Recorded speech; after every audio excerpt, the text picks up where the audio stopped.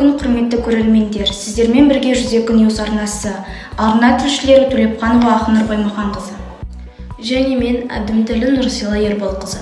Бүгінгі Абай жалпы білім беретін мектептің басты жаңалықтарында көретіндеріңіз 22 қыркүйек күні қазақ тілі болашақтың тілі атты тақырыпта ашылу салтанаты өткізіледі. Басталу уақыты 10-10 кеткенде қазақ тілі мұғалімдерінің атынан барлық мұғалімдер мен оқушыларды шақырамыз. Келесі жаңалықтар 23 қыркүйек сынақ жазба жұмысы байқауы. Бұл байқауға 5-ші сыныптар қатысады деп хабарлаймыз. Және мектеп кітапханасы көрмелер ұйымдастырылуы. Мәңгілік тіл мемлекеттік қызметте деген тақырыпта өткізіледі деп жоспарланады.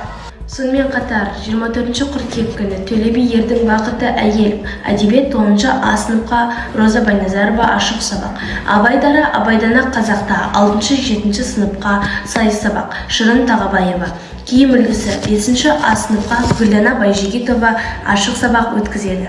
25 қыркүйек жаңа ғасыр поэзиясы. 5-ші және 10-ші сыныптар арасында мәнерлеп оқудан байқау Роза Байназарова. Алып ертіңға ерлік жыры 6-ші А сыныпқа Күлшат Исаева ашық сабақ өткізеді деп ұйымдастырылады. 26 қыркүйек күні 10-ші сыныпқа цифрлы дәуір және ана тілі Гүлдана Байжігитова интеллектуалды сабақ өткізеді. 7-9 сыныптарға тілім менің трендте атты тақырыпта сайыс сабақ Күлшат Исаева. 7-ші сыныпқа табиғат және адам тақырыбында ашық сабақ Шырын Тағабаева өткізеді. Қыркүйек айының 29 күні қазақ тілі болашақтың тілі тақырыбында апталықты қорытындылап, қатысушыларды марапаттап, апталықтың жабылуын салтанатты түрде өткізіледі деп хабарлаймыз. Бүгінгі жаңалықтар осындай. Сіздермен бірге 102 News арнасы.